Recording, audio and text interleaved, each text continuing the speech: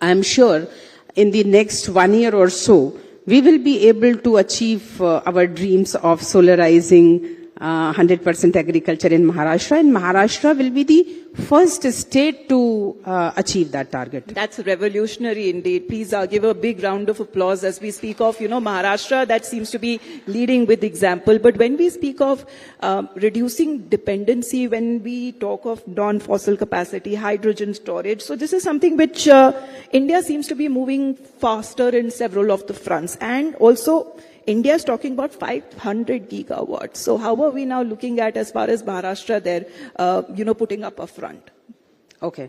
So, in fact, in 23, when we were given these targets and this vision by the government of India, every state was working on resource adequacy plans. And we very clearly knew, there are two things. Number one, in Maharashtra, our energy requirement is very high. We can compare the requirement of energy in Maharashtra with some countries like Turkey, Spain, Italy, France. And by the year 2030, we are going to, overshoot that level as well. So our requirement of energy will be more than these countries. We are running the second largest DISCOM of Asia. And the kind of industrial development which is taking place in Maharashtra and the number of data centers which are showing interest in coming to Maharashtra. Similarly, the requirement of rolling out EV program in a number of cities across Maharashtra, we realized that our peak demand as well as our aggregate demand was growing exponentially. So in the last decade, our demand growth rate was somewhere around 5%, because normally the energy demand is always commensurate with the economic growth rate.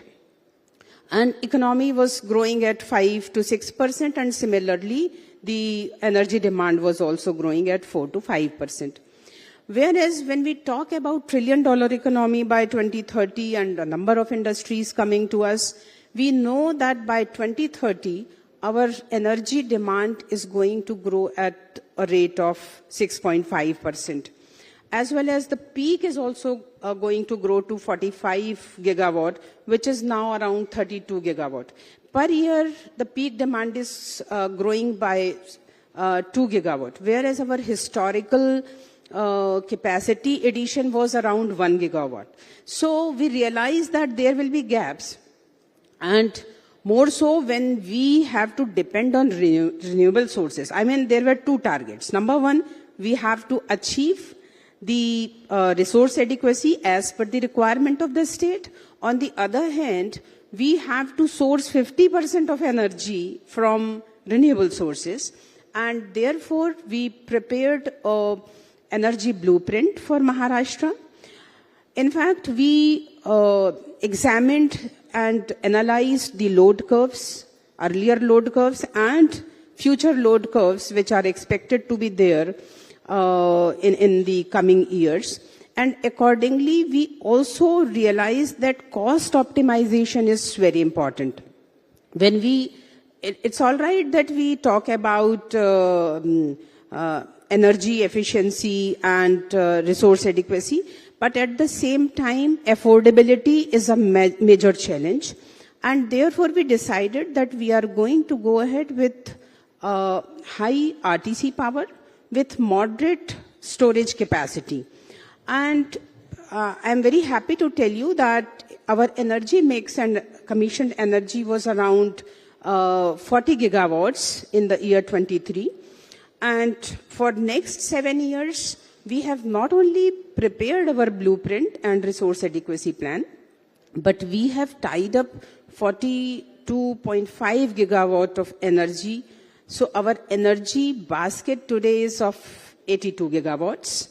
And we are very sure that we are not going to only meet the energy requirement of Maharashtra, but we are also going to achieve the vision given by the Honorable Prime Minister.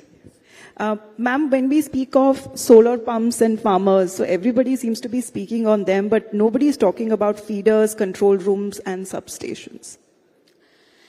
This is a very pertinent question. In fact, when we talk about renewable energy, I think the biggest challenge is the grid. So, number one, the grid should be ready to get this energy injected in the grid. And grid stability is another challenge. But, in my opinion, these challenges can be met through a proper mix of solutions.